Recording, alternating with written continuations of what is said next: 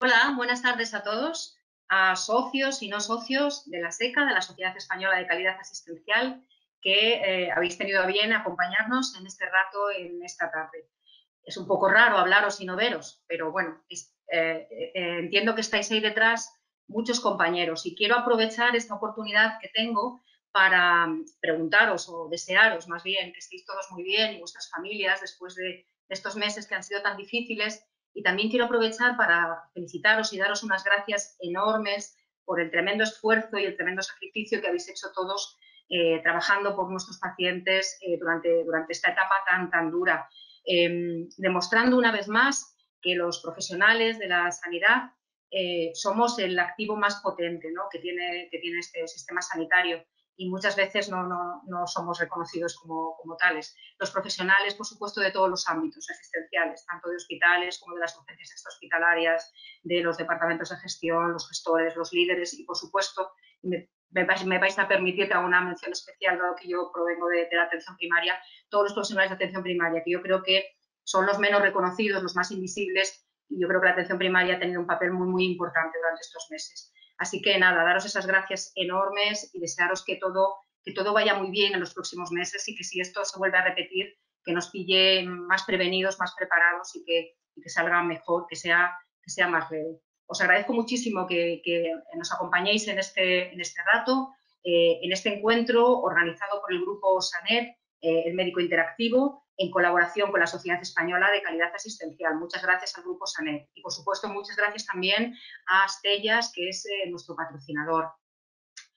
Sin más, quiero darle la palabra ya a la persona que nos va a moderar, que es Emilio Ignacio, que es profesor de la Universidad de Cádiz y que ha sido presidente, dos mandatos antes que yo, de la Sociedad Española de Calidad Asistencial. Él es el que va a dirigir este encuentro, con dos ponentes también estupendos, socios ilustres de la SECA. Espero que sea muy productivo, que aprendamos mucho y que sea el primero de muchos otros, donde nos podamos encontrar para compartir muchas de las cosas que hemos aprendido durante estos meses, ¿no?, y que yo creo que merece la pena compartirlas. Y sin más, doy la palabra a Emilio.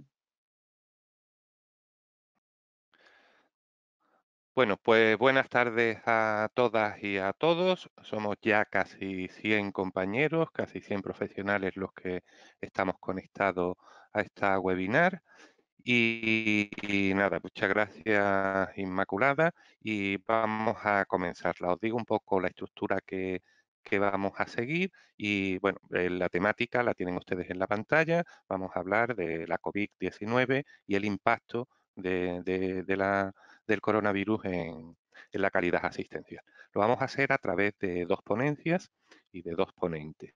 Las dos ponencias, aproximadamente el conjunto de la reunión va a durar unos 60 minutos, donde fundamentalmente los ponentes durante 20 minutos van a hacer el acercamiento a cada uno de los temas que ahora os voy a presentar, pero fundamentalmente queremos que sea una reunión dinámica, donde vosotros por el chat pues nos hagáis llegar todas las cuestiones que consideréis oportunas, todas las dudas, todas las aportaciones que queráis hacer. Como os digo, dos ponencias. La primera de ellas va a hablar sobre calidad asistencial, seguridad de paciente y esta capacidad que ha tenido que desarrollar las organizaciones y los profesionales que ante situaciones traumáticas pues tienen que dar respuesta.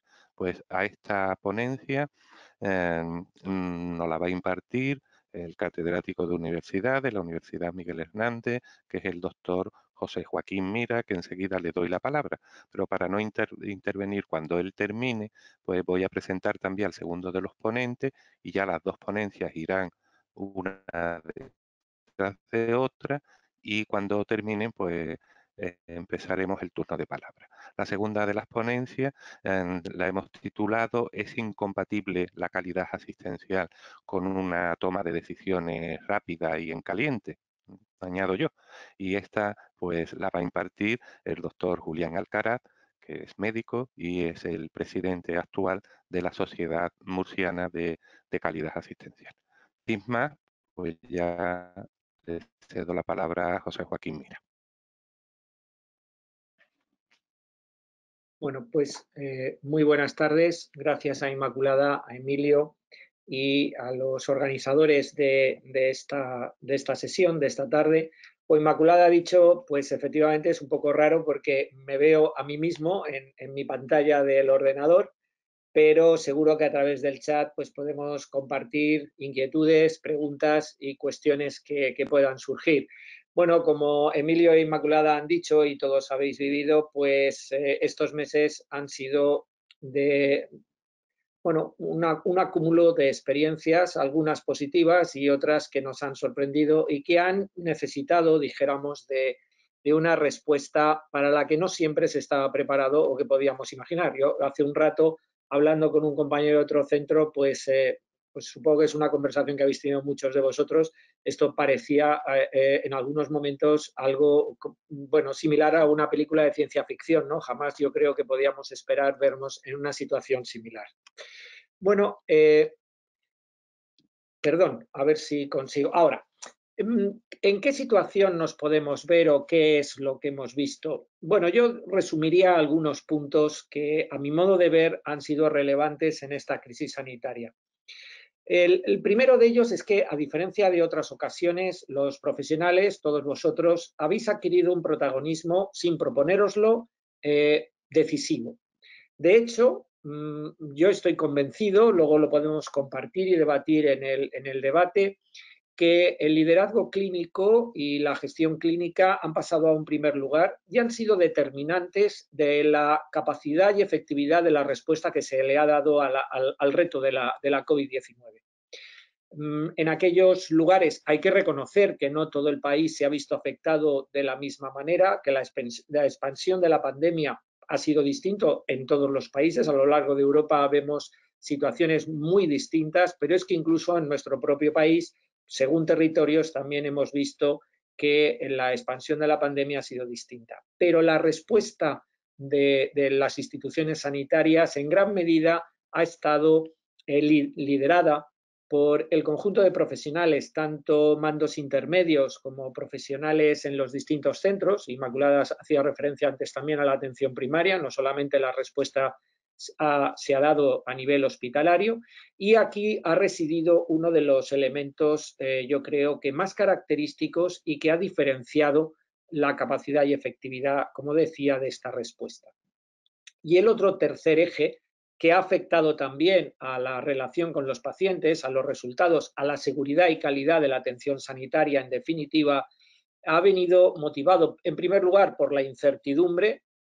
Esta podría explicarse por la novedad, dijéramos, no tanto de la afectación como de las posibles respuestas terapéuticas, y luego, por supuesto, ha venido condicionada por este malestar emocional que se ha destacado en todos los medios y que lo hemos vivido en los centros como consecuencia de diversos factores, ¿no? Ahora hablaremos un poco de estas cuestiones. Esto hace que en nuestro grupo haya considerado y haya utilizado el término de segundas víctimas para referirse a los profesionales sanitarios como víctimas del coronavirus, ¿no? Un poco la organización y el trabajo que hemos ido realizando, que hemos intentado realizar en este periodo de tiempo, pues ha estado dirigido o se ha basado en este enfoque. En SECA, hace aproximadamente ya mes y medio o cerca de 2 meses, empezamos a trabajar, y Inmaculada, la presidenta de SECA, pues me invitó a un conjunto de profesionales para hacer una reflexión en voz alta de prácticas, de actuaciones, de ideas, de propuestas que podrían ser de alguna utilidad para los sistemas sanitarios, para no solo reflexionar sobre y tener lecciones aprendidas de lo que había ocurrido durante este periodo de crisis, sino también para poderse preparar ante un nuevo brote y para, de alguna forma, también tener ciertos aprendizajes de cara a futuras epidemias. Sabéis que hubo un SARS-1, que se realizaron una serie de planes, y muchas veces pues tenemos una actitud muy proactiva cuando de alguna manera nos aprieta el zapato, pero es verdad que cuando pasa un poco de tiempo pues nos olvidamos de esos aprendizajes. La idea en SECA era intentar que esto no ocurriera, escarmentar un poco de lo ocurrido en ocasiones anteriores, y por lo tanto pues elaborar algunas ideas de manera ordenada que pudieran ayudar, dijéramos, en esa reflexión abierta, participativa, dirigida a las autoridades de los distintos servicios de salud y del propio ministerio, ¿no? Así pues, identificamos varias áreas características de la actividad que desde SECA y alineadas con la misión que SECA tiene de velar por la calidad asistencial y la seguridad de pacientes, y vimos que por un lado pues tocaba hablar de los temas de equidad, quizá con un sentido un tanto distinto al uso habitual, pero la crisis había puesto de manifiesto la necesidad de disponer de códigos éticos para la distribución de los recursos y también para la atención a las personas más vulnerables. Y el tema de la vulnerabilidad nos preocupaba de manera especial porque se asociaba a un mayor riesgo y los datos que hemos vivido, pues evidentemente aconsejan que este punto sea una de las prioridades que debamos de atender, ¿no? También pensábamos que la accesibilidad era otro de los elementos fundamentales a los que se le debe de prestar atención. Ha cambiado las condiciones de accesibilidad de marzo a este mes de junio o a mayo y veíamos que era necesario reforzar canales alternativos para la cita en las consultas, en las diferentes consultas, pero también avanzar y aprovechar para modernizar los sistemas de atención a los pacientes mediante esquemas y modelos tanto de atención presencial como no presencial, ¿no? Hemos hablado de telemedicina para hablar de consulta por teléfono y quizá debemos de empezar a poner nombre y apellidos a las cosas de manera correcta e identificar en qué elementos es necesario inversión, en qué elementos es necesario entrenamiento y en qué elementos debemos de replantearnos si tiene o no tiene utilidad, ¿no? La atención telefónica genera incertidumbre en los profesionales, puede incluso incrementar el número de consultas precisamente por esa incertidumbre y no para todo tipo de perfiles de pacientes y de patologías, pues son esquemas de atención apropiados. Y en esta dirección, una vez que ya ha pasado la urgencia y la crisis, pues también habrá que hacer una pequeña reflexión y ver cómo podemos avanzar. Al menos esa ha sido nuestra intención en este trabajo que os decía que desde SECA se ha organizado. Obviamente hablar de calidad significa necesariamente hablar de efectividad y de eficiencia. Y en ese sentido es un momento oportuno para replantearse los canales de comunicación bidireccional entre primaria y hospitales, plantearse cómo deben de ser las interconsultas, las derivaciones, cómo podemos aprovechar mejor los recursos electrónicos que ahora mismo tenemos, la historia digital, para asegurar una atención integrada. Mirar, al menos en mi opinión, no sé si coincidiréis conmigo, pero esta crisis sanitaria y de alguna forma el diagnóstico y el abordaje terapéutico de los pacientes COVID-19 han hecho, casi sin proponérselo de una manera consciente, que se trabaje mediante equipos multidisciplinares. Hemos estado viendo en este periodo de tiempo cómo compartimentos estancos para otro tipo de patologías y sistemas de comunicación mucho más rígidos sencillamente se han roto por la necesidad de dar una respuesta adecuada, efectiva y en la medida de lo posible eficiente. Estos canales de comunicación y esta experiencia de trabajo en equipos multidisciplinares creo que es una muy buena experiencia que se debe de mantener y que se debe de promover. Bueno, tenemos una enorme incertidumbre acerca de las consecuencias que para los pacientes COVID-19 puede haber tenido la infección a lo largo del tiempo. Necesitamos establecer criterios de calidad para el seguimiento de estos pacientes y, por lo tanto, reducir en ese sentido variabilidad innecesaria en las formas en las que se realiza este seguimiento. Va a ser necesario, muy probablemente, revisar las guías de práctica para poder incorporar nuevos elementos que incidan en la calidad de la asistencia. Este es un trabajo por hacer y en el que también desde SECA pues tenemos que preocuparnos y tenemos que ocuparnos.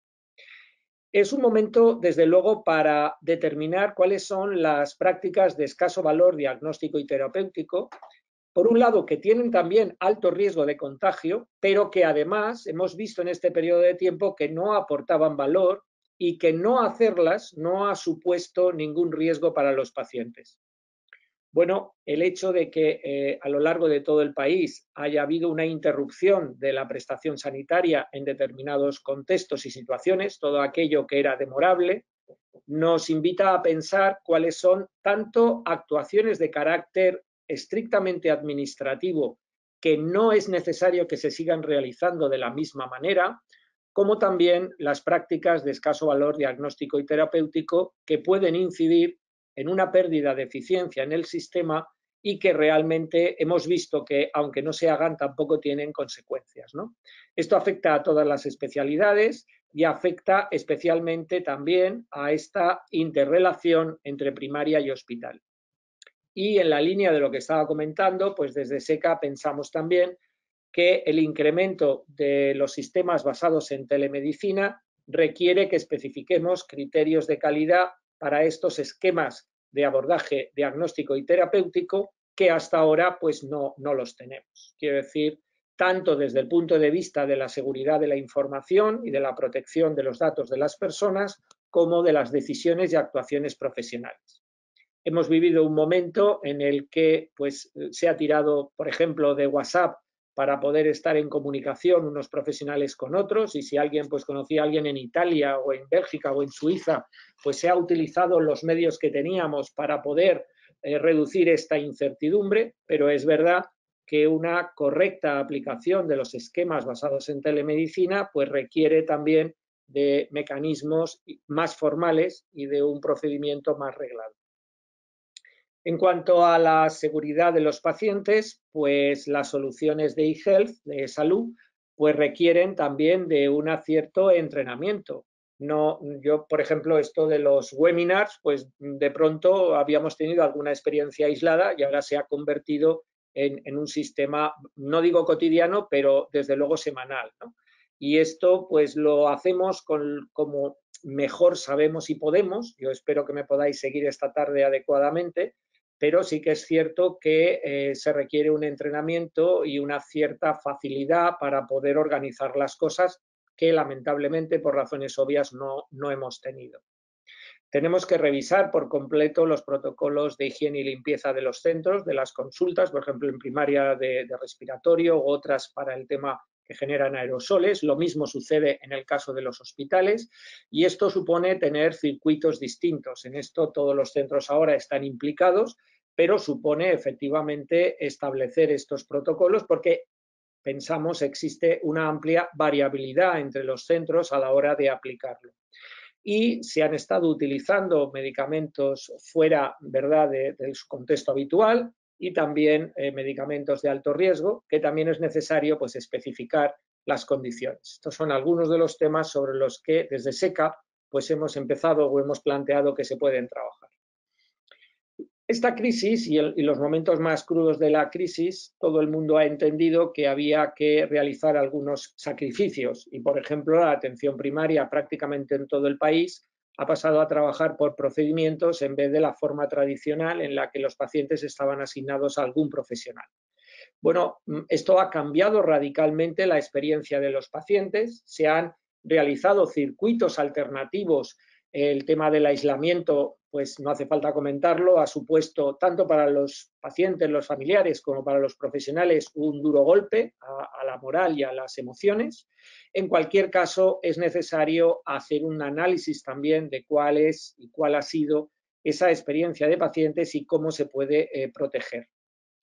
Probablemente los efectos del confinamiento los vamos a ir viendo en los próximos meses y será necesario establecer también programas integrados de atención tanto sanitaria como psicológica y social para personas en situación de vulnerabilidad, y aquí no solamente por cuestiones estrictamente de salud, sino también lo que supone la pérdida de empleo y los problemas asociados de salud mental que puede proveer.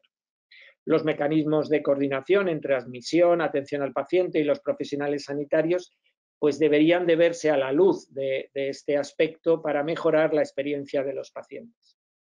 Y por último, y especialmente es en el ámbito en el que nosotros hemos intentado trabajar, pues la moral laboral, como se ha dicho desde el primer momento, se ha visto afectada. Se ha visto afectada en diversas líneas desde el miedo al contagio al volver a casa hasta la duda porque estoy trabajando en una actividad para la que no había recibido entrenamiento, es nueva y no sé muy bien por dónde puedo ir, o la experiencia de los residentes que han visto truncada pues durante un periodo de tiempo pues su formación natural, no saben si esa residencia ahora que tenían prevista en otro centro se va a poder llevar a cabo, cómo y de qué manera, y la necesidad también de ayuda psicológica ante situaciones que han sido, dijéramos, más llamativas.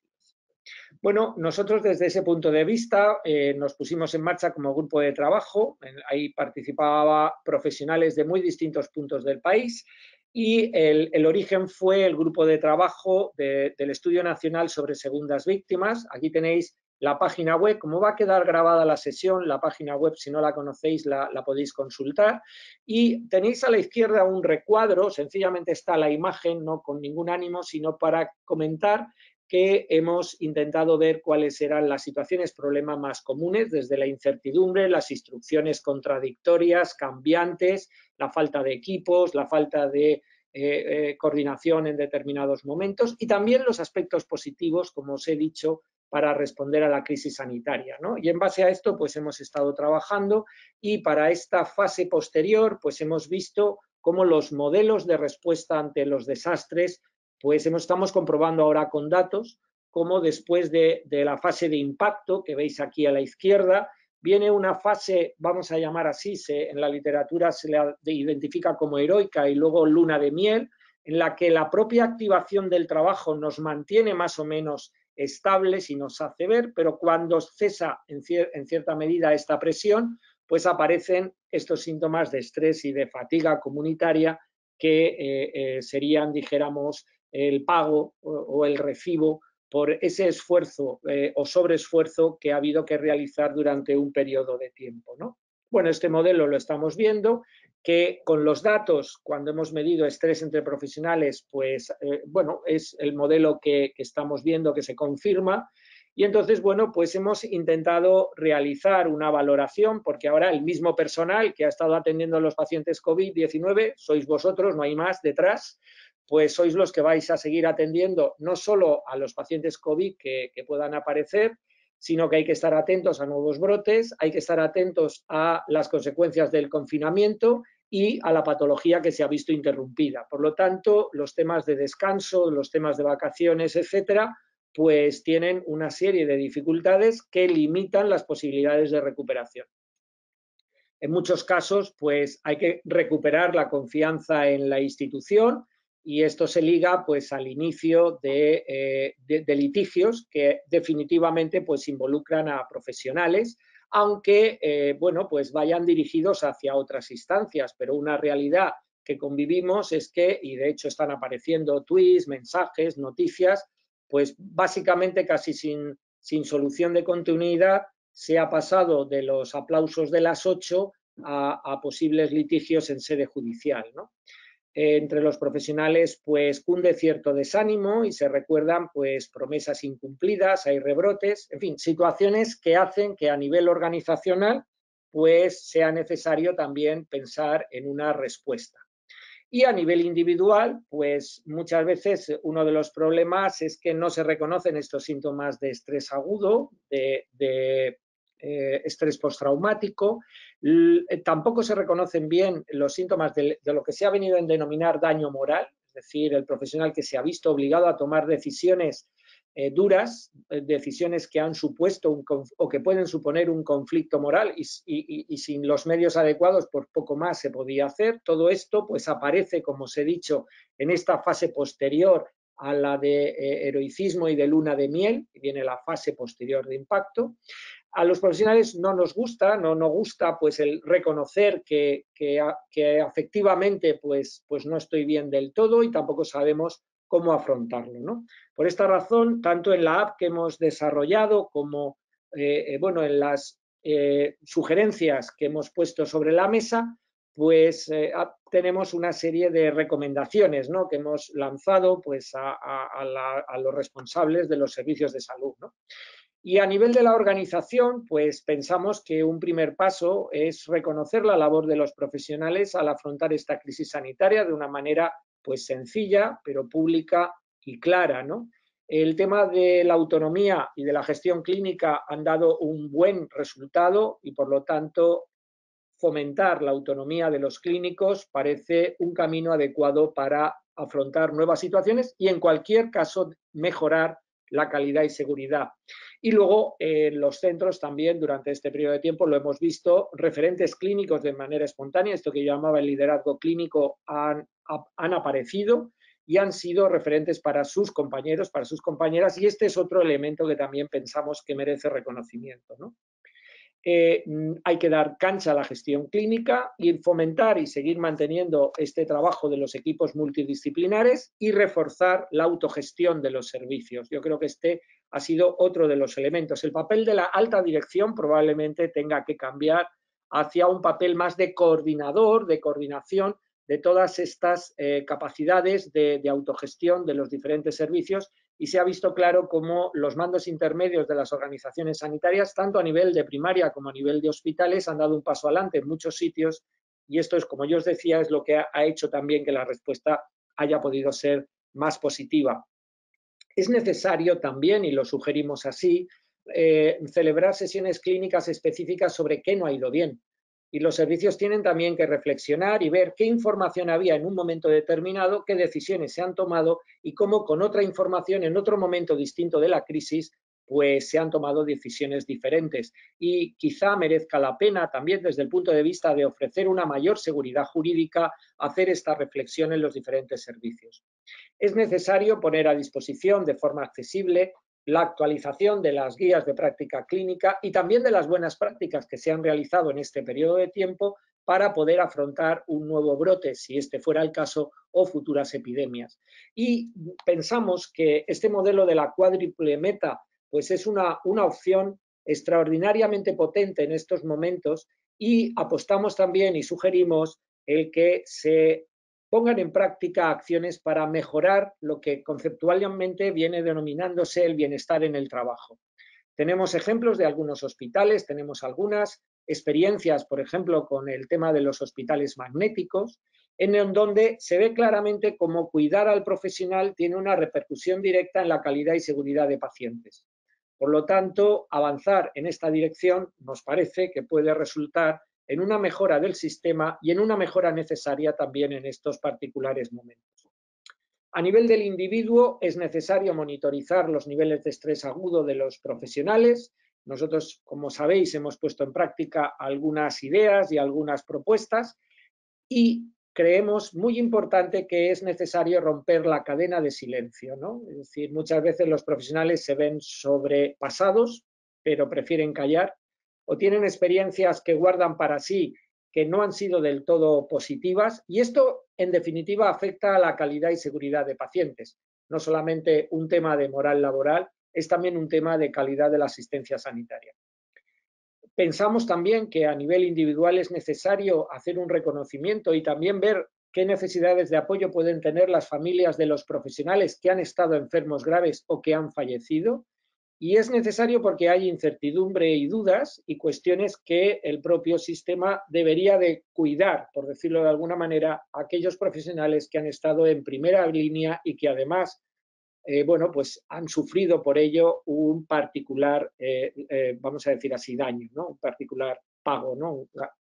Y por último, pues en la línea de los trabajos con segundas víctimas, pues apostamos por los sistemas de apoyo por pares, colegas que actúan como portadores de apoyo, y en ese sentido, pues hemos hecho algunas sugerencias también sobre cómo organizar estas estructuras de apoyo por pares en estos momentos en donde ese mayor impacto puede haber hecho aparecer situaciones de ansiedad, problemas afectivos, etcétera, y también para resolver estos conflictos que denominamos de daño moral, ¿no?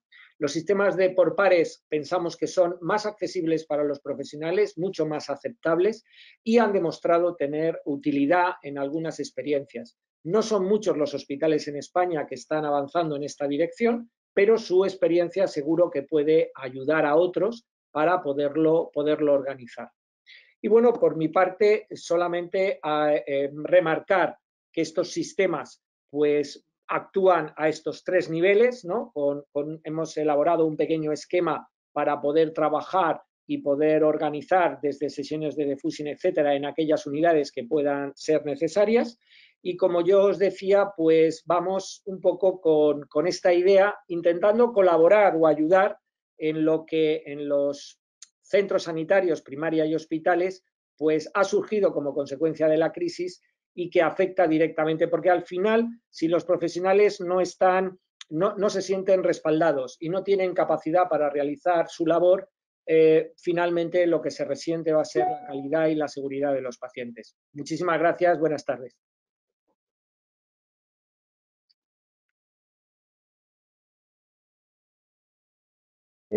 Buenas tardes, yo soy Julián Alcaraz, soy el ponente que ya ha presentado Emilio Ignacio, que va a hablar a continuación.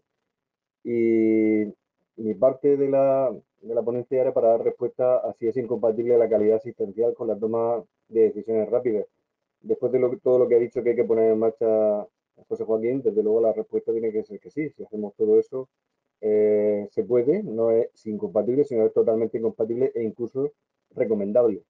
Yo quería simplemente hacer unos puntos de reflexión basados sobre todo en mi experiencia personal, con el doble papel que he tenido durante estos últimos meses de médico del servicio de urgencias del hospital donde estoy, en el que ya llevo 25 años, y de coordinador de calidad del mismo, que también llevo 18 siendo coordinador de calidad. También después no voy a hablar de todos los puntos de la calidad asistencial que ha ido desglosando el ponente anterior, pero sí algunos aspectos que yo creo que se pueden considerar o que quiero hacer algún tipo de comentario respecto a lo que ha ocurrido durante la pandemia, durante este periodo de alerta. Como experiencia personal, hay que decir que, bueno, nosotros en Murcia, yo vivo en Murcia, la verdad es que hemos tenido suerte, hay que reconocerlo, y hemos sido la comunidad autónoma, la última que tuvo positivo en coronavirus, la última comunidad autónoma que tuvo un positivo, y actualmente estamos a la cola, de lo cual la verdad es que me alegro, no me alegro por el resto de España, pero sí por lo que nos toca en cuanto a número de PCR. La verdad es que han sido poco más de 1.600 PCR positivas, por lo menos según los datos oficiales, y eso sí, 150 fallecimientos hasta fecha, por lo menos de ayer, que fue cuando lo revisé por última vez. La experiencia que tengo yo, desde luego, va a ser diferente diametralmente de la que tengan en otros sitios. La verdad es que cuando veíamos imágenes de cómo estaban en otros servicios de urgencia, en otros hospitales, en otros servicios extrahospitalarios en cuanto a nivel de atención, pues no eran parecidos, y la verdad es que su experiencia y su forma de verlo no creo que sea igual que la mía, pero yo voy a contar lo que yo he vivido, lo que he visto. Yo tuve, aparte de la pandemia directamente, tuve la oportunidad, tuve un viaje el día 23 de febrero del año 2000, un viaje privado a Venecia. Y fue justo el día que al tomar tierra en Venecia suspendieron el carnaval. Allí empezaban a tener algunos afectados, hablaban de tres fallecidos y 150 positivos, y el carnaval cambiaron las máscaras por mascarillas. La verdad es que, pues rápidamente lo que me dije es que había que volver, porque aquello, bueno, ya vi que era de verdad, no era solamente una cosa que decían que pasaba en China. Fue mi primera experiencia con la mascarilla, digo, no fue máscara de carnaval, la primera vez que me la puse en público, ya llevamos todos bastante experiencia después de esto, y fue volver a España y la cosa había aumentado mucho.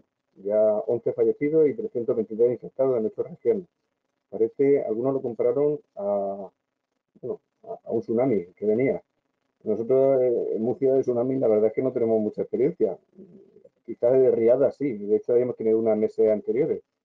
Y lo malo es que pues, el que sale de riadas ve que pues, las nubes van de un sitio a otro. Y yo cuando tomé el avión vi que de esta parte de Italia que estaba afectada, de Venecia y Milán hacia Madrid y Barcelona, salimos 3 aviones llenos diariamente. Con lo cual las nubes se veía que iban hacia el sitio donde hasta ese momento no había ningún positivo, que era España.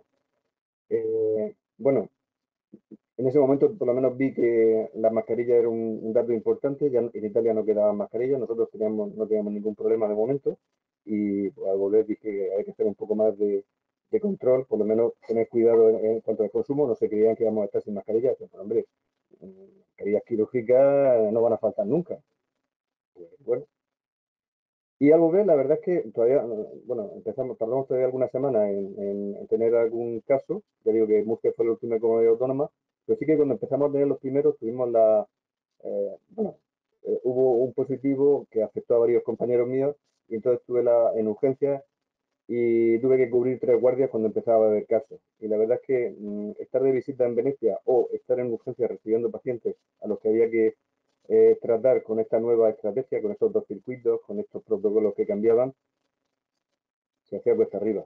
Yo tuve miedo, como el resto de mis compañeros, o por lo menos muchos de los con los que he hablado. Lo que pasa es que también he visto que al miedo, generalmente, por lo menos en mi experiencia, se ha reaccionado positivamente. Esa gráfica de la que hablaba José Roina en su momento, de echarse para adelante cuando había que afrontar un riesgo, pues la he vivido en primera persona. Y he visto cómo los pacientes inicialmente se veían como una amenaza. Pacientes que venían a los que costaba acercarse. Cuando uno ve a un paciente, lo normal es que se acerque, lo oculte, lo toque, y aquí, bueno, me recordaba a otros momentos y a otras epidemias. ¿Y eso qué tiene que ver con la calidad? Bueno, pues que han cambiado cosas, han cambiado formas de funcionar con los pacientes y tiene repercusión. Voy a empezar, ya digo, por algunos aspectos solamente.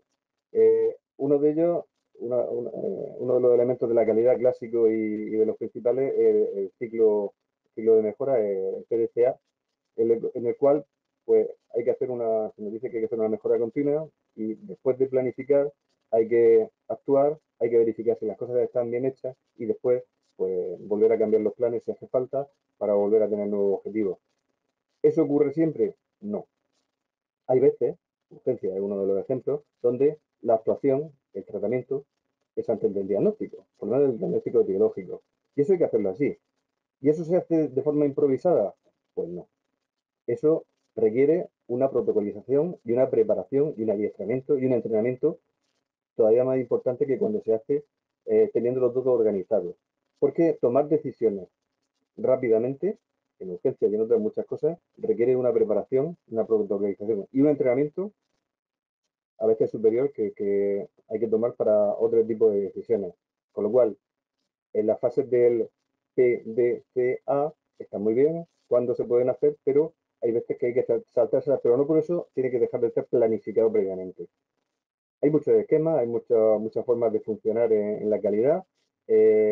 A continuación, pues les pondría otro, en el cual, en un mundo ideal, pues podríamos definir cuál es nuestra misión, de ahí y visión, de ahí sacar una serie de objetivos, hacer una planificación, a través del liderazgo, no es que sea una fase, pero lo pongo aquí porque el liderazgo ha sido fundamental, ya lo ha dicho también José Joaquín, a la hora de que las cosas salieran bien y hemos tenido la suerte de tener, por lo menos en muchos sitios, líderes que han sido capaces de poner en marcha planes, ha habido líderes que han sido capaces de, en primaria, poner en marcha un sistema que ha frenado en algunos casos, por lo menos hablo de mi experiencia personal, de lo que he visto aquí, que hubiera más problemas asistenciales en otros niveles de atención. Después de esto, una ejecución y una evaluación y un plan de mejora. Esto, durante la pandemia, se ha tenido que hacer de forma bastante rápida. Y el problema no es que se haga rápido, el problema es que se salten pasos, o que los pasos no sigan una consecuencia lógica o las consecuencias que tiene que haber, porque eso puede dar problemas de calidad. Me ha parado sobre todo también en la planificación, y planificación incluye muchas cosas. Y no siempre hemos tenido disponible ni hemos podido planificar, desde luego, en este caso no, tal y como nos habría gustado. Planificación incluye personal necesario. Aquí hemos tenido muchos problemas de personal. Personal porque no estaba dimensionado para lo que teníamos que actuar, porque hemos tenido personal que habitualmente cumplía otras funciones y se ha tenido que dedicar a mayores pacientes con infecciones respiratorias, la mayor parte de ellos. Hemos tenido problemas de personal porque ha habido personal que se ha visto afectado, personal que ha estado retirado de la asistencia momentáneamente, tuviera o no la enfermedad.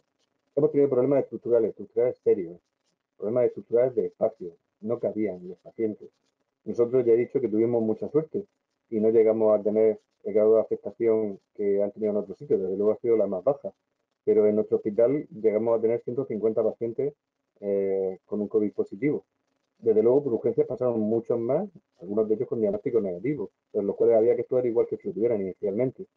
La UCI, nuestra UCI, la UCI del hospital, tiene una capacidad de 18 camas y llegó a tener 30 pacientes, en un pico máximo de 22, con lo cual no nos llegó la riada, pero sí que nos mojamos y al final acabamos yo creo que con el agua, por lo menos en los tobillos, mojados, pero no como en otros sitios. De todas formas, suficiente como para probar de cerca y verle desde luego la cara a esta enfermedad y ver el peligro potencial que tiene. Ya digo, en el sitio que mejor está de España. Recursos materiales, pues qué voy a decir. Hablaba antes de las mascarillas, esta fue la primera crisis. No voy a hablar ahora de si tuvimos todos equipos de protección adecuados, ni tampoco voy a hablar de lo bien que quedan las mascarillas cuando uno las lava 2 veces en la lavadora, porque todos sabemos que las mascarillas son de un solo uso y solamente se pueden usar durante 4 horas. Pero la verdad es que quedan bien. De los EPI hablaremos también más tarde, y lo que son equipos de protección. Y el problema de no ordenar las cosas también aquí es relacionado con los equipos de protección. Nosotros, no hablaremos un poco después, pero teníamos formación antes de saber cuándo había que usarlo. Y teníamos una información informal muchas veces sobre qué había que hacer que no se correspondía con el tipo de atención que teníamos que dar. La formación aquí ha sido pues también un problema. Nadie podía formarte adecuadamente sobre una cosa que desconocíamos. La hemos ido recibiendo sobre la marcha. Hemos estado con protocolos casi a diario. Ya cuando el día antes de irse de guardia había que leer que había nuevo para hoy, cómo había que funcionar. Y eso, desde luego, hace pues, que genere una cierta tensión, que no sepamos trabajar, porque todos éramos nuevos para el coronavirus. E incluso la formación la estábamos teniendo al mismo tiempo que los pacientes. Y actuábamos todos casi al unísono. Respecto al diseño de actuación, protocolo, vía clínica, hablaré un poco más tarde también. Sobre protocolo, decir, bueno, 2 aspectos solamente. Ya digo, no voy a hablar de todos los aspectos de la calidad, pero creo que esto sí que es importante. Yo cuando en mi servicio de urgencias, que tienen confianza, por eso se meten conmigo, hablamos de que tenemos que hacer un protocolo, hay gente que dice, pero como dice Julián, o normales. Claro, como dice Julián, es que, pues, que tengan una estructura, que tengan una página, que tengan una versión, que se diga quién ha participado. Todas estas tonterías, dicho entre comillas, que mis compañeros dicen que no hace tanta falta, pero que la verdad es que en esta situación yo he echado mucho en falta en muchas ocasiones. Cuando teníamos varias versiones de protocolo y en ninguna de ellas se ponía cuándo era, ni se ponía la fecha, ni se ponía la paginación. Y, ojo, si estaban aprobados o no y por quién estaban. Porque se ha dado la circunstancia de tener 3 o 4 protocolos sobre la actuación que había que seguir y es muy difícil saber cuál era el protocolo que estaba en ese momento vigente o si había otro posterior o ese venía de otro anterior. Y luego también, pues el nivel de evidencia de las recomendaciones que se llaman en los protocolos. Estamos acostumbrados a tener unas evidencias de alto valor, no pueden ser ensayos clínicos, estudios de casos, en este caso no había muy poco, llegaron al final cuando ya estábamos terminando de actuar. Con lo cual teníamos que quedarnos pues muchas veces pues con protocolos que estaban basados en la opinión de expertos. Ojo, la opinión de expertos depende de que todos somos expertos en algo, pero no me vale que uno sea experto en una determinada disciplina médica para que todo lo que tenga que ver con ella se tenga que plasmar en un protocolo. A mí, vamos, no voy a decir que sea un experto en seguridad del paciente, que me gustaría a mí, pero suponiendo que se va a hacer un protocolo en el hospital sobre, digamos, seguridad en caso de catástrofe y se quiere hacer un plan contra incendios, si me llaman a mí para diseñar cómo hay que trasladar a los pacientes entre las plantas, posiblemente meta la pata. Porque eso de seguridad no tiene que ver con, no vale para todo lo que tenga que ver con la seguridad. A lo mejor hay que hablar con un experto en traslado, con un celador. Con esto también. No nos vale que un profesional que sabe intervenir una determinada operación y lo hace magníficamente, haga un protocolo de cómo se gestionan los circuitos o cómo hay que hacer con la documentación. Expertos son expertos y tienen que ser expertos. Por eso es conveniente que en el protocolo se diga quién lo ha hecho para saber exactamente qué hay que hacer y hacerlo. Y luego tenemos otro nivel de evidencia, que desde luego hemos tenido mucho. El nivel de evidencia, que este lo pongo yo, que es el telediario. Nos hemos formado mucho según lo que estábamos viendo en el telediario. Cuando nos faltaban protocolos y nos faltaban fuentes de información, pues todos estábamos todo el día viendo la tele, estábamos confinados, yendo a trabajar, pero confinados. Y claro, cuando todos veíamos pacientes y familiares que en China estaban así vestidos, incluso para usar el ordenador, llevaban monos, llevaban guantes, llevaban protección ocular, pues era lo que hay que ponerse. Si no tenemos otro protocolo que diga lo contrario. Todos queríamos estar así. Si en el telediario decían que hay unas mascarillas de Decathlon que sirven para ventilar a los pacientes, inmediatamente recibíamos cajas de mascarillas de Decathlon, aunque no nos hiciera falta ni lo hubiéramos pedido. Porque la gente también lo veía en el telediario. Y luego, respecto a la formación, ya he hablado algo. La formación la teníamos a tiempo real. La verdad es que hemos hecho vídeos sobre la marcha. Yo lo he hecho con algunos compañeros sobre el manejo de ventiladores que recibíamos en ese momento para que lo tuvieran todos los que entran en esa guardia. Hemos recibido formación por WhatsApp, de mayor o de menor calidad.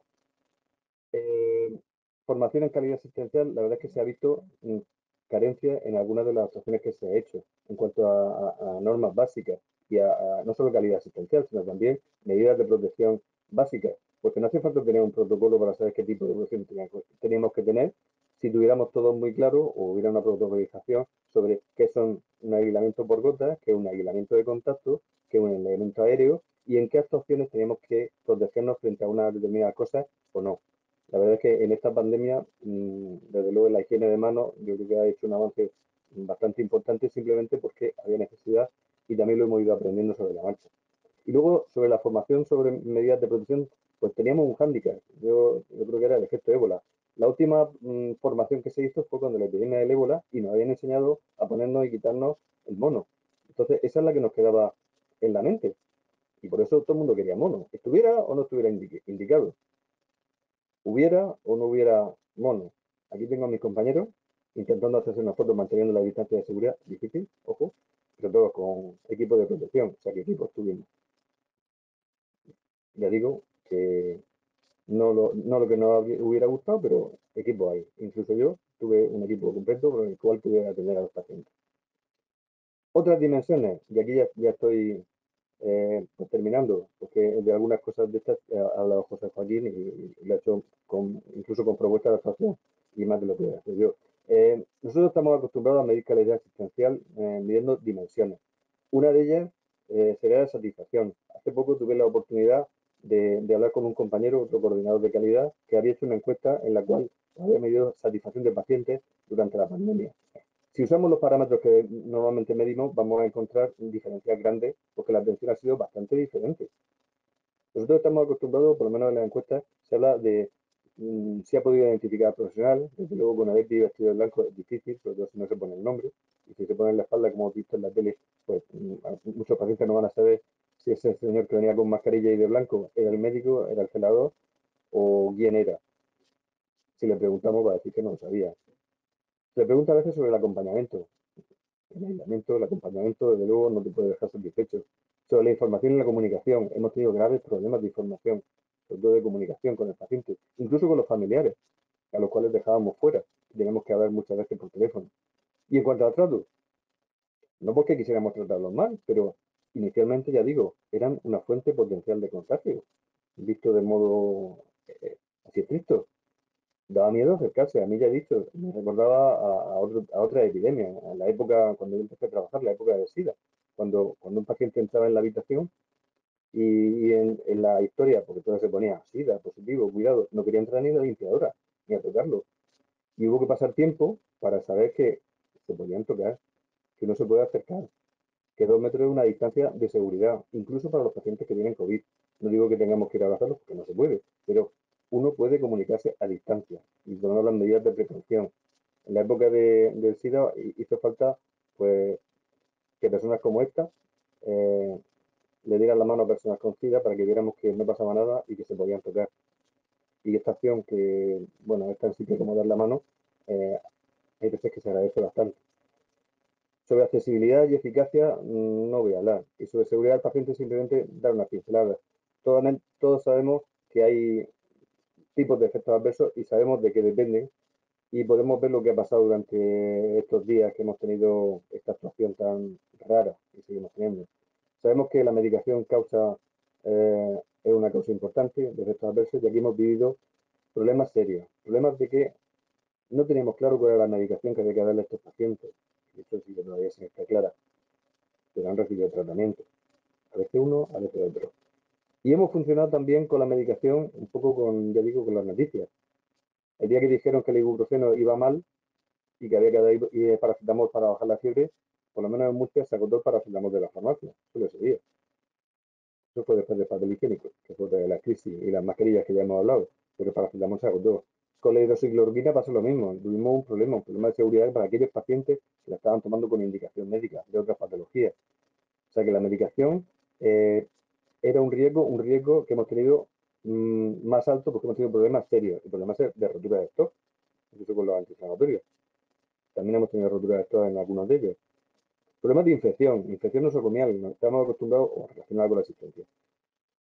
Hablar de infección entre pacientes, pero aquí la infección con los profesionales es un problema serio, donde los profesionales pasaban a ser pacientes en un segundo, donde hemos estado conviviendo pacientes y profesionales y poniéndonos no en el puesto del otro mentalmente, sino desgraciadamente en muchos casos físicamente. En Murcia y en mi hospital la verdad es que hemos tenido suerte y como llegamos más tarde y los medios estaban mejor, mejor. La verdad es que hubo un consumo exagerado, nada más que en mascarillas.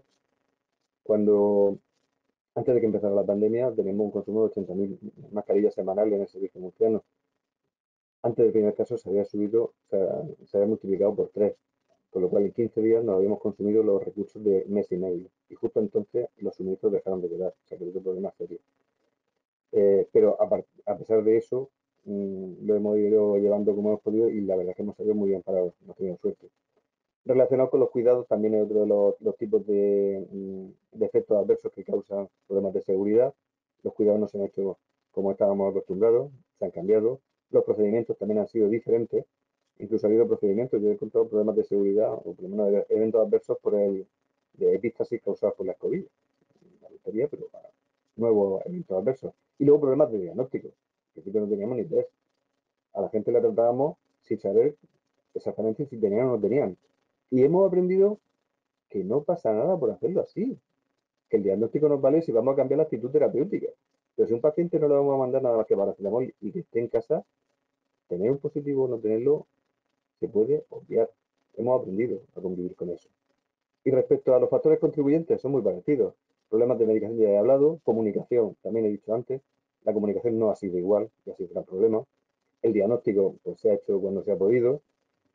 Factores relacionados con los profesionales, pues si enumeramos lo que está descrito, que pueden ser factores contribuyentes, formación ninguno teníamos, factores estresantes, pues José Joaquín ya ha hablado de muchas de estas cosas, desde luego no solo estrés, miedo, ansiedad y lo que queramos ponerle. Factores emocionales, fatiga mental sobre todo, sino también física, problemas de comunicación entre profesionales. Con la mascarilla no se comunica peor, la verdad, por eso me he quitado esta conferencia, porque estoy solo y la verdad es que no hay ninguna posibilidad de contagio. Relacionado con la organización, normas, cargas de trabajo, todo ha sido nuevo y cambiante. Relacionado con el entorno del trabajo, con el equipamiento y con la gravedad del paciente, la gravedad o los problemas de comunicación. Todo esto haría pensar que el caldo de cultivo ha sido el peor de cara a la seguridad del paciente. ¿Pero tenemos datos objetivos? Pues la verdad es que tenemos pocos. Yo tengo un dato objetivo, que son las comunicaciones en el sistema de notificación. En el SINAD lo he analizado y en el periodo de marzo a junio del 2020 tuvimos 1.313, no en mi región, sino en todo el SINAD, notificaciones de eventos adversos. Y si lo comparamos con el mismo periodo del año anterior, que fueron 2.111, podríamos decir que ha habido menos. Yo la verdad es que pienso que lo que no ha habido tampoco es ni tiempo de comunicar y que este método pues tiene algunos fallos y es que cuando pasan cosas gordas o pasan muchas cosas tampoco se usa. Eventos adversos graves, esto ya sé lo que ha habido en mi área se notificaron 38 eventos, pero solamente 5 que llegaron al paciente. Y de los 5, 4 los notifiqué yo, con lo cual sospecho que ha habido muchísimos que no se han notificado. También he oído palabras de trabajo que están todavía en marcha, no tenemos resultados finales, y que hablaban de encuestas hechas a profesionales que decían que hemos tenido bastantes problemas graves y problemas que no tenemos suficientemente cuantificados con los pacientes. Y ya para terminar, aspectos de la calidad con un nuevo sentido, por lo menos para mí. El Lean, cuando hablan del desperdicio de tener un exceso de inventario, yo creo que por lo menos tendríamos que plantearnos que alguna alternativa a lo de tener un inventario mínimo, pero claro, no podemos tener inventario de todo. Tiene que ser un inventario, o por lo menos alternativa, o ver qué fórmulas vamos a hacer, o un control estricto de que cuando el inventario empieza a fallar o empieza a subir por encima de consumos excesivos, tenemos que hacer algo. Hablar de la ISO. La ISO, todos sabemos hasta la ISO de las mascarillas, lo importante que es que la mascarilla cumpla con la normativa. Todos sabemos lo que es una todo el mundo, lo podemos preguntar hasta, vamos, mi hijo lo sabe, lo que es una FP2, lo que es una FP3 o lo que es una mascarilla quirúrgica. Y eso del FP3 sí significa que tiene una protección mayor o menor y está homologado. Ha tenido otro protagonismo, un protagonismo importante, un protagonismo que no tenía hasta ahora. Hablamos también de la gestión de riesgo. Yo creo que tenemos que aplicar la gestión de riesgo a todo, no solamente a la seguridad del paciente, ya que es una herramienta que vamos a tener que usar, no solamente para esta epidemia, sino para otros riesgos que nos puedan llegar y que no nos pillen igual. Y por último, hablar del FQM, por lo menos el modelo del 2020. Yo la verdad es que cuando fui a la presentación de este modelo y decían que había que impulsar la mejora y transformación necesaria para conseguir el éxito futuro, no sabía que hablaban de esto de transformación y que la orientación hacia nuevos retos que puedan venir. Ahora ya empiezo a entenderlo un poco más y le veo más el sentido. Y para terminar, esta es la última diapositiva. ¿Es incompatible la calidad asistencial para la toma de decisiones? Desde luego no. Pero a lo mejor tenemos también que adaptarnos un poquito. Ya José Joaquín ha hablado de adaptaciones y yo creo que habría que adaptarnos.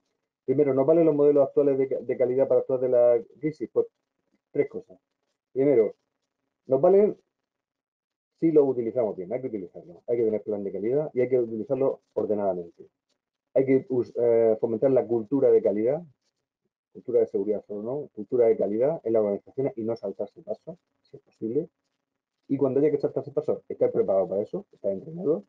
Hay que adaptarlo, hay que prepararse para requerimientos futuros, no solamente para el COVID, sino para lo que pueda llegar. Y el último paso, ya dijo que íbamos a hablar de EPI al final. Hay que tener suerte. Hay que tener suerte. Me falta la foto. EPI, lo conocerán muchos de los que están ahora mismo asistiendo, con Antonio San Epifanio, no estoy hablando del equipo de protección individual, es un jugador de baloncesto y la verdad es que en una entrevista que hicieron en televisión, como lo conocerán muchos de ustedes, fue el máximo anotador de la selección española hasta que llegó Gasol, y en su inicio era muy torpe, según dice él, y muy lento, incluso le llegaba a retirar de algún equipo, pero al final se convirtió en uno de los mejores, sobre todo en tiro exterior. Y en una entrevista, ya digo, que me sorprendió, me quedé con la frase, le preguntaron, vamos a ver, usted que tiene tan buen tiro exterior, ¿nos puede decir cuál es la clave para que el balón entre en la cesta? Dice, que el balón entre es cuestión de suerte, pero cuanto más me entreno, más suerte tengo. Así que yo creo que hay que entrenar y tendremos más suerte en esta y en otras crisis futuras. Muchas gracias. Muy bien, pues muchas gracias a los dos ponentes. De momento no hay ninguna pregunta. Tenemos muchos asistentes, tenemos 119 asistentes que se han mantenido a lo largo de la hora de webinar que llevamos. Y bueno, si me pasan algunas por el chat, pues os las traslado. Y si no, pues yo voy a hacer dos preguntas a los dos. ¿Vale? No están preparadas, o sea, os lo digo a los que estáis escuchando, que para nada hemos preparado algo así compinchado para quedar bien. Entonces yo voy a disparar y a ver qué es lo que sacamos de aquí, ¿no? Entonces yo le pediría a los ponentes que resumieran las tres cosas positivas, porque de todas las crisis se sacan cosas positivas, tres cosas positivas y dos o tres cosas muy negativas que hayan observado durante el periodo de pandemia. Para ordenar el debate, si queréis empieza primero José Joaquín Mira y luego Julián. ¿vale? Y luego de esta pregunta os voy también luego a comentar otra, ¿de acuerdo? Vale, yo pensaba que éramos amigos, Emilio, bien está. Vamos a ver. Cuestiones, pues, es más fácil ver negativas, claro, esto es más sencillo, pero mira, yo insisto en la idea, ¿no? Yo creo que esta crisis ha puesto de manifiesto que la gestión clínica es indispensable y que trabajar con equipos multidisciplinares es posible. Yo creo que esto son dos elementos que ya digo, como yo decía al principio, creo que han hecho o que han determinado, no sé si Julián estará de acuerdo conmigo, pero creo que esto se ha podido visualizar, ¿no? Hay hospitales en zonas, hospitales pequeños y hospitales grandes de todo tipo, es decir, tenemos hospitales en la geografía que no tienen un gran tamaño y que además no han tenido apenas casuística de COVID, pero que sin embargo se habían organizado para dar respuesta, y muchas de estas veces por lo que Julián ha dicho y que hemos vivido en todos los centros, por la mañana a las 9 había unas instrucciones, a las 10:30 eran otras, a las 11 volvíamos a las de las 9 y nos íbamos a casa con las instrucciones de mañana, ¿no? Yo creo que esto ha sido una experiencia que se ha vivido en todos los centros. De hecho, todavía la propia definición de caso, de sospechoso, de tal, de no sé qué, ha ido cambiando y nos hemos tenido que ir adaptando. Hace 2 o 3 días vinieron los nuevos códigos para el diagnóstico en atención primaria y volvemos a cambiar de nuevo a otra situación. Y por no hablar de cómo ha ido cambiando la IT a lo largo de todo el tiempo, ¿no? De cómo se consideraba. Entonces, todas estas cosas han hecho que la iniciativa y, por lo tanto, el protagonismo de los profesionales, independientemente del tema de aplausos y las noticias, sino en la práctica del día a día, yo creo que esto ha sido determinante. Otro aspecto positivo, o algo que podemos obtener también en positivo, es que yo creo que nos hemos dado cuenta de que esquemas distintos a los tradicionales de atención a los pacientes son posibles.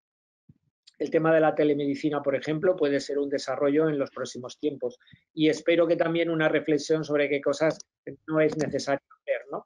Yo pongo un ejemplo muy tonto, en otras comunidades habrá pasado otra cosa. Aquí llevábamos, como en todos los sitios, años discutiendo acerca de si las recetas para arriba, las recetas para abajo, cómo organizar el tema, etcétera.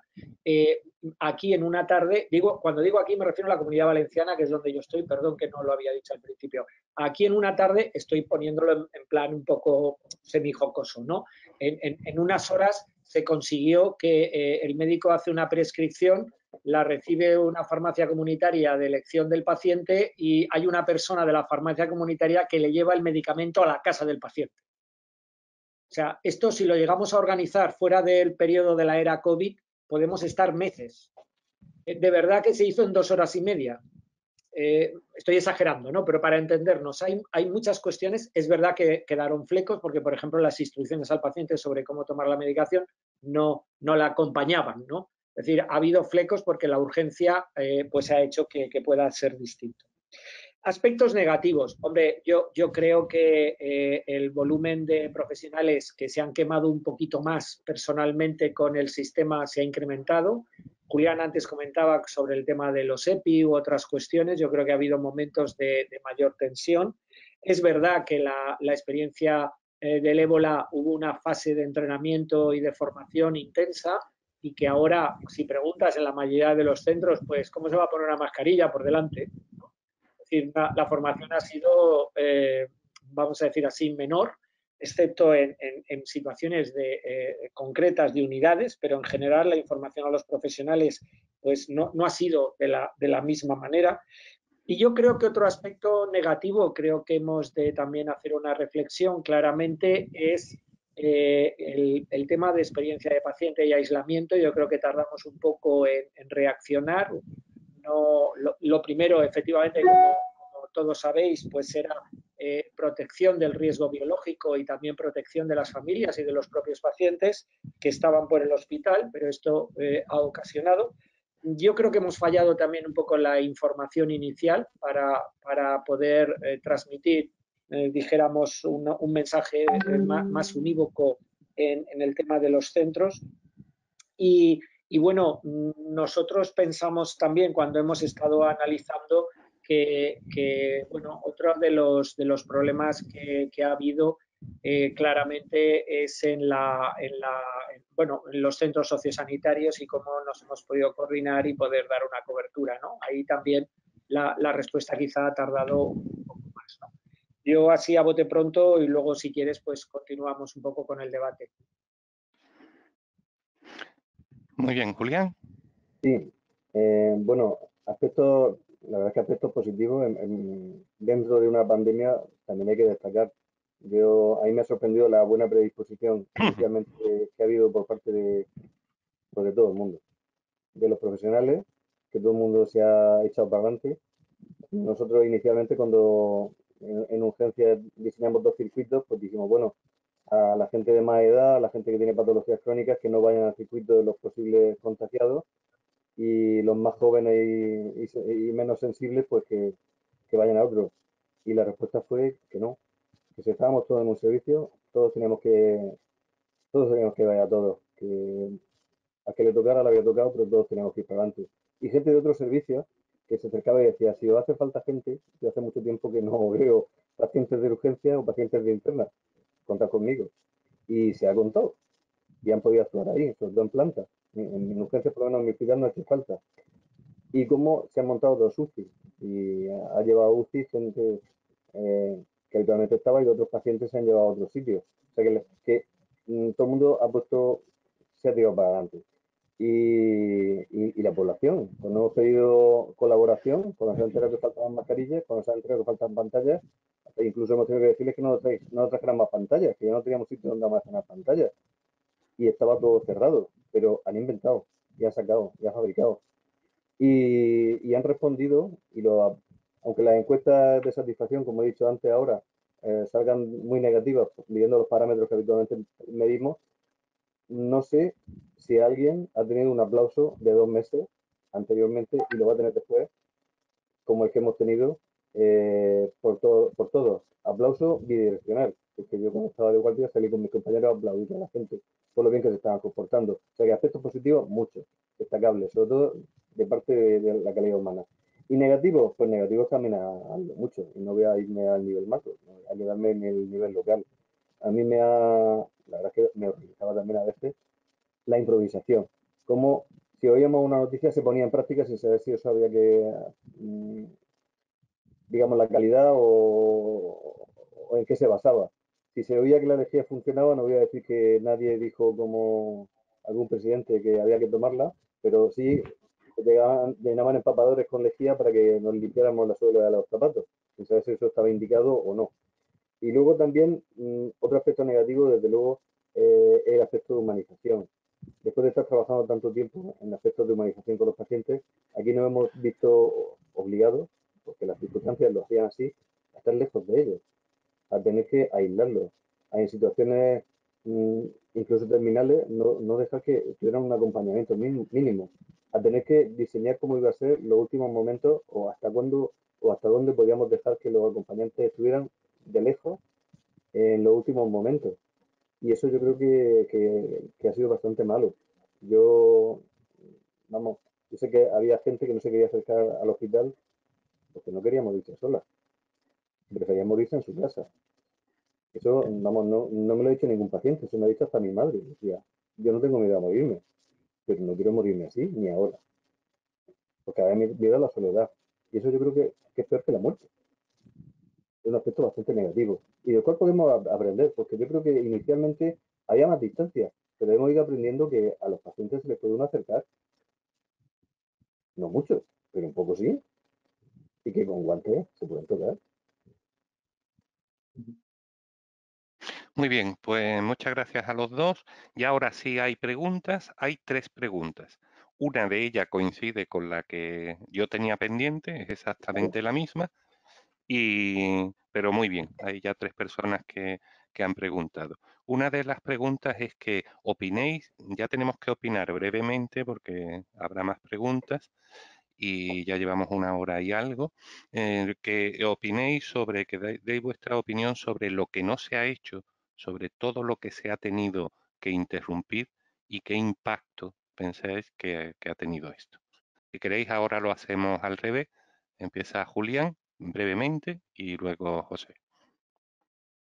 Sí, pues nosotros, vamos, yo sobre todo tengo experiencia en la parte hospitalaria, pero sé que en primaria también habrá habido muchas cosas que se han quedado interrumpidas. Nosotros, al acabar, digamos, la parte más dura de la epidemia y antes de que volvieran a la normalidad, las consultas externas sobre todo, la parte de hospitalización, nos estuvimos reuniendo con todos los jefes de servicio y nos sorprendió que las listas de espera no se habían disparado excesivamente. Se había podido mantener una actividad en la que se intervenía a pacientes de prioridad 1, aquellos que requerían tratamiento. En cuanto a oncomatología, los tratamientos se ha intentado seguir, pero claro, estoy hablando de la situación de mi centro, como dice mi mujer, de la aldea Gala en la que estábamos, que en este caso era Murcia, donde podíamos hacer las dos cosas al mismo tiempo. Me imagino que no ha sido lo mismo en Madrid, o en Barcelona, o en otros centros donde han estado peor, centros o ciudades, y ahí el problema ha sido peor. Pero sí que he visto que ha habido procesos, ha habido gente que ha aguantado en casa, que no ha acudido a urgencias, que no ha ido a primarias y que luego ha venido días después, cuando ya parecía que la cosa estaba peor, con procesos bastante evolucionados, con infartos de una semana de evolución, con fracturas de cadera que se han quedado en su casa aguantando, con gente que tenía un bultito y por no consultar, cuando ha venido, pues ha habido que correr más de lo normal. Y luego a la hora de poner en marcha, pues también lo ha dicho antes José Joaquín, hemos visto que la telemedicina se puede usar, y además se puede usar desde ya, sin saber casi, desde luego habría que mejorarlo, que se pueden hacer muchas cosas desde un ordenador y un teléfono, y que se puede atender hasta decentemente, y que no tenemos por qué hacer que la gente venga tanto, y a veces que no venga tanto y que no venga tantas veces, porque podemos pasar con menos pruebas, sobre todo lo que he dicho también antes. No hace falta tener un diagnóstico fino si el tratamiento o si la actitud no va a ser diferente. Y de eso yo creo que hemos aprendido, o más bien han aprendido los clínicos que se puede hacer, porque lo han hecho. Lo han hecho. Entonces, a partir de ahora, tenemos, he dicho, prioridad 1 se ha intentado mantener, pero tenemos una lista de prioridades 2, tenemos muchas cosas que están saliendo ahora y tenemos que aprender a funcionar con la nueva situación. Actualmente no se está trabajando igual que se estaba trabajando antes. Tenemos muchas cosas pendientes y tenemos que, ahora incluso con más problemas que durante la época dura, problemas por parte de profesionales, de pacientes, de quejas, como se decía antes, que hacen que la actuación ahora sea incluso más complicada. Yo hace poco hablando con una compañera de UCI decía, pues la verdad, porque la UCI ahora tenemos otra vez llena, pero llena de pacientes no COVID, están todos los infartos, los ACV, las cosas que antes no venían llenas, teníamos 18 pacientes, y decía, si es que era casi más fácil antes, eran todos iguales y era más fácil tratarlos. Ahora están más evolucionados y vienen casi peor. O sea que tenemos que adaptarnos y actuar de forma diferente y sobre todo teniendo las precauciones que hay que tener porque todavía esto está en marcha. Muy bien, Sí, José. yo creo que han habido dos fuentes de interrupción. Bueno, primero, como hemos dicho también y todo el mundo es consciente, el impacto de la pandemia ha sido tremendamente desigual y por lo tanto la interrupción de la actividad, dijéramos, demorable ha sido completamente distinta en el conjunto del país, ¿no? Pero hay dos tipos de factores que han causado esta interrupción. Julián estaba hablando del miedo de los propios pacientes a acudir. Esta es una realidad que persiste todavía, cada vez menos evidentemente, pero que ha estado presente durante la crisis en los días peores y también lo vivimos. Esta dijéramos, limitación para acudir y utilizar los servicios sanitarios, pues ha ocasionado también ahora situaciones más complejas. Y luego, en segundo lugar, yo creo que en general, quitando focos concretos, bueno, pues ha habido una intensa labor, es decir, a través de teléfono u otros medios, ¿verdad? Y aunque ha habido interrupciones de actividad, no es tanta como a veces se puede llegar a pensar, ¿no? Yo coincido ahí con Julián, porque procesos crónicos se han seguido llamando por teléfono, se ha seguido viendo, etcétera, y lo mismo, hablo por ejemplo en el caso de primaria, ¿no? Pues ha habido un seguimiento, etcétera, ¿no?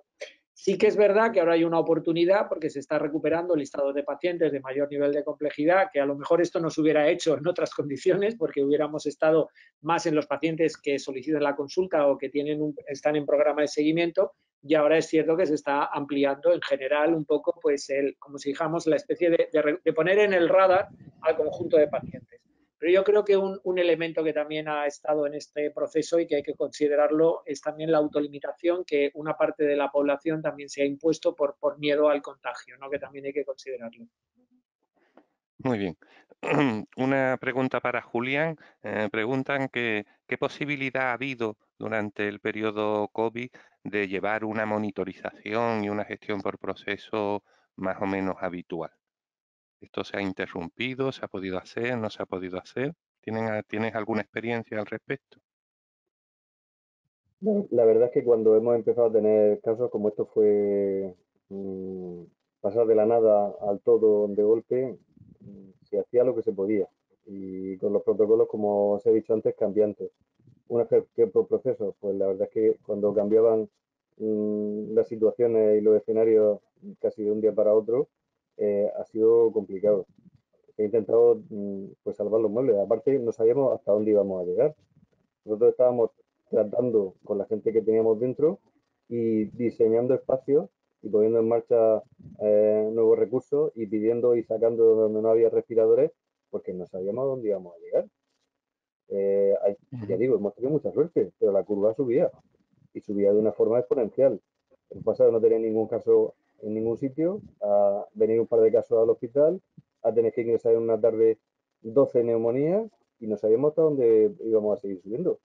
Bastante teníamos con buscar, nos hemos quedado con un espacio, digamos, a habilitar una UCI con 15 camas adicional en un edificio anexo que estaba vacío y no tuvimos que usarla, pero estábamos preparados para ello. Y ya digo, no estábamos por seguir a ellos, sino a pesar de tener menos pacientes que en otras ocasiones, la anticipación y el ver cómo íbamos a funcionar nos hacía que estuviéramos pues casi mañana y tarde ocupados en eso. Gestión por proceso, bastante teníamos con salir del día a día y tratando lo que se nos veía encima. Muy bien, gracias, Julián. Y dos cositas para José Joaquín Mira.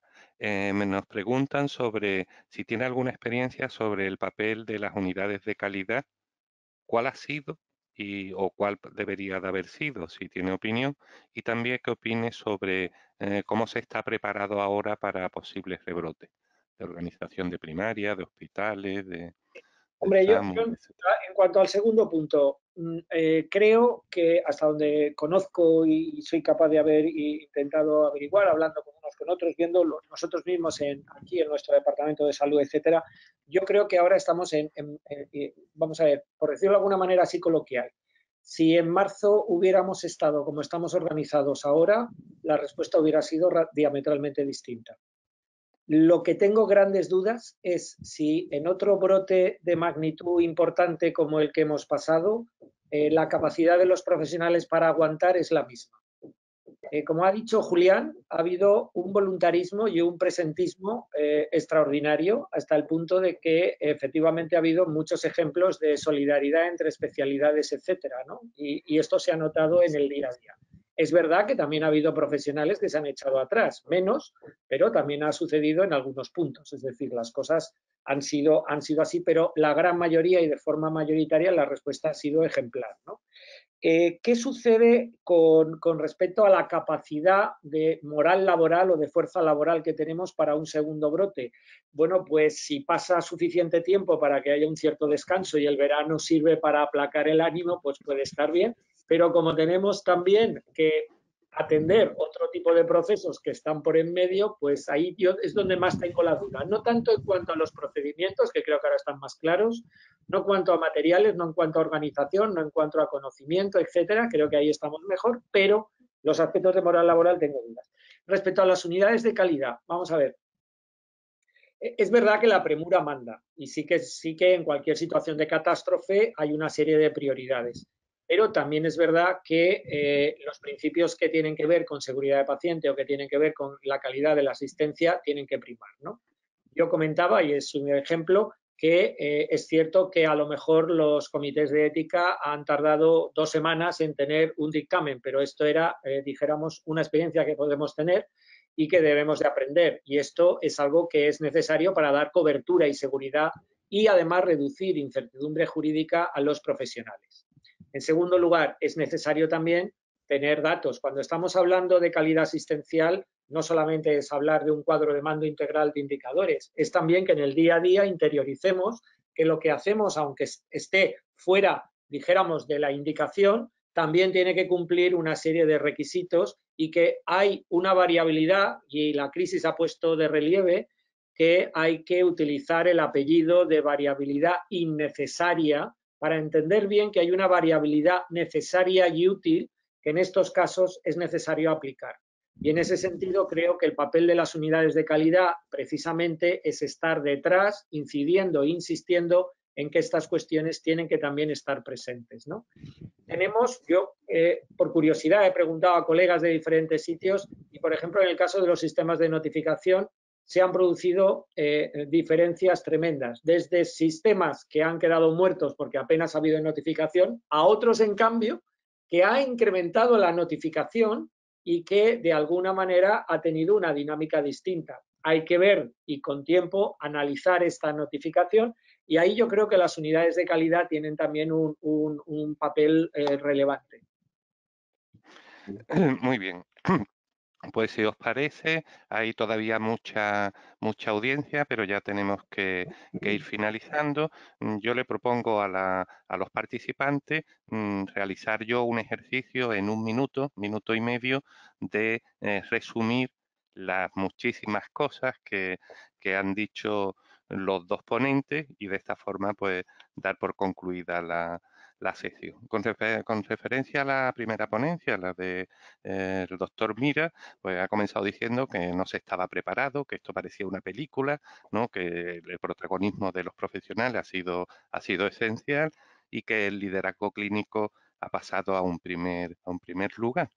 Había mucha incertidumbre en las respuestas, lógicamente malestar emocional, y él ha identificado a las segundas víctimas, los profesionales de sanitario, como segundas víctimas, ha abordado el trabajo que ha realizado con un grupo de profesionales en SECA y con las diferentes dimensiones, pues ha hablado que el componente de la equidad, pues habría que identificar, pacientes vulnerables, pacientes con mayor riesgo. Con respecto a la accesibilidad, pues reforzar canales alternativos, no presenciales. Con respecto a la efectividad y la eficiencia, canales de comunicación, telemedicina, más trabajo multidisciplinar. Con respecto a la seguridad, le ha dado mucho énfasis a la variabilidad innecesaria, a la revisión de guías de prácticas clínicas, a determinar prácticas de poco valor.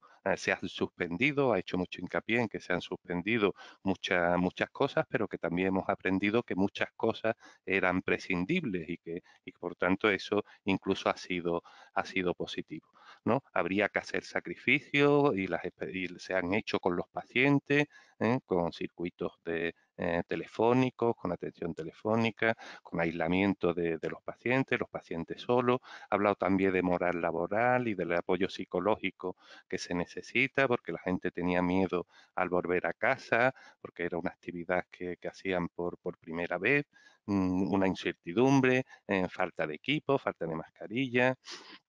Ha habido un trasvase, ha hablado de las fases de impacto, fase heroica, la luna de miel, la desilusión, el restablecimiento, etcétera, que habría que abordar pues el tema de recursos, de descansos, de vacaciones, de recuperar la confianza en las instituciones.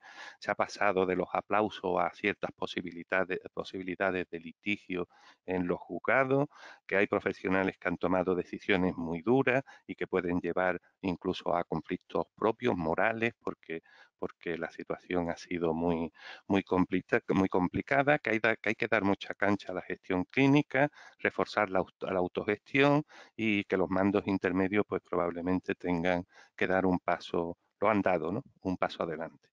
Había que ver qué es lo que no se ha hecho bien, y hemos hecho un análisis con la pregunta que yo les he lanzado. Habría que monitorizar a nivel individual los niveles de estrés, en definitiva romper la cadena del silencio, apoyar a las familias de los profesionales que han tenido profesionales graves o incluso muertos, familiares que han vivido todo esto, y que los profesionales deben sentirse respaldados y así con este respaldo se podría mejorar la calidad asistencial y la seguridad. Y con respecto a la segunda ponencia, pues Julián ha recalcado que sí es compatible la calidad asistencial con la toma de decisiones rápidas, que no solo es compatible, sino que además es recomendable, que los profesionales han tenido miedo y lo ha remarcado, le ha dado mucho énfasis, porque lógicamente iban todas las mañanas o todo su turno de trabajo a una situación de mucho conflicto, de mucho miedo. El paciente daba miedo, también lo ha comentado. Ha hecho mucho hincapié que cuando trabajamos en calidad se pedecean las cosas, pero también la toma de decisiones rápidas requiere mucho entrenamiento y hay cosas que no se pueden planificar, sobre todo en el tema de personal, por afectados o por cambiar de sitio, por problemas de espacio, por urgencias o por UCI colapsada, etcétera, etcétera. También ha hecho mucho hincapié en el tema de los recursos materiales. Ha habido problemas de mascarilla, de EPI, de formación adecuada sobre la marcha. Ha puesto ejemplos sobre la protocolización constante, nuevos protocolos constantes y la importancia de protocolizar las cosas de manera adecuada, ¿no? Incluso con fechas y versiones. Es que ha comentado que los protocolos cambiaban incluso en horas, que se han basado mucho en pocos niveles de evidencias contrastados y muchos en niveles de experiencias o de opiniones de expertos propios, y se le ha dado mucha importancia a lo que escuchábamos por los telediarios, lo que hacían otros países y tal. En el tema de formación, se ha hecho formación incluso por WhatsApp, con mayor o menor calidad, que estamos acostumbrados en calidad, así ha concluido su ponencia, a medir por dimensiones de satisfacción, de medicación, de efectividad, de eficiencia, etcétera, etcétera, pero que lógicamente incluso el componente de la satisfacción era difícilmente medible, porque no se pueden identificar los profesionales, el acompañamiento tampoco existía, había cosas relacionadas con la satisfacción e incluso con el trato y el reconocimiento del profesional que no era posible.